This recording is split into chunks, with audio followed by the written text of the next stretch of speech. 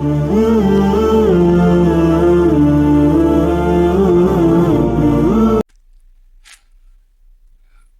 اکبر، سبحان اللہ، الحمدللہ، استغفر اللہ، نحمدہ و نصلی علی رسولہ الکریم، اما بعد، اعوذ باللہ من الشیطان الرجیم، بسم اللہ الرحمن الرحیم۔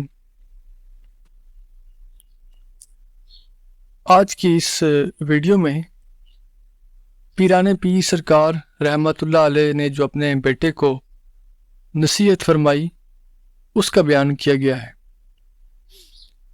آپ فرماتے ہیں، اے بیٹے، میں تمہیں اللہ تعالیٰ سے ڈرنے، خوف کرنے، اپنے والدین اور سارے مشائخ کے حقوق کو ضروری سمجھنے کی وصیت کرتا ہوں، چونکہ اس سے اللہ تعالیٰ اپنے بندے سے راضی ہوتا ہے۔ چھپے کھلے حق کی حفاظت کرو، فہم و فکر، غم و وہم اور رونے کے ساتھ قرآن کی تلاوت کو ظاہر و باطن، خفیہ و اعلانیہ مت چھوڑو،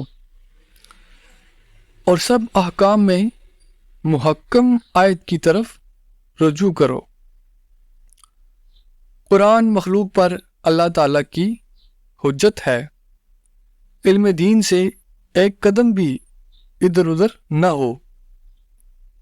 فقہ کا علم سیکھو اور جاہل اور عوامی صوفی مت بنو۔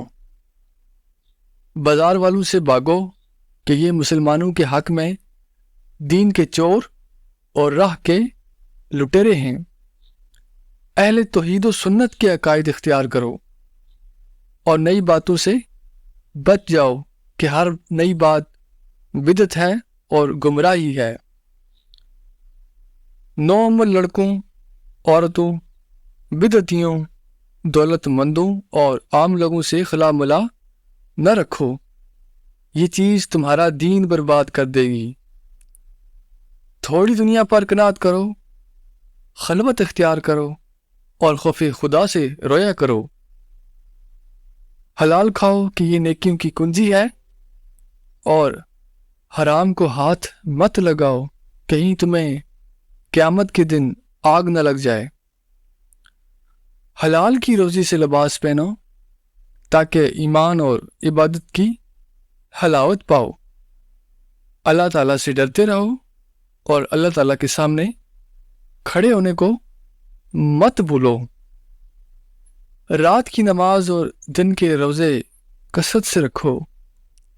امام و پیشوا بنے بغیر نماز اور دوسرے دینی کاموں میں مسلمانوں کی جماعت کو مت چھوڑو۔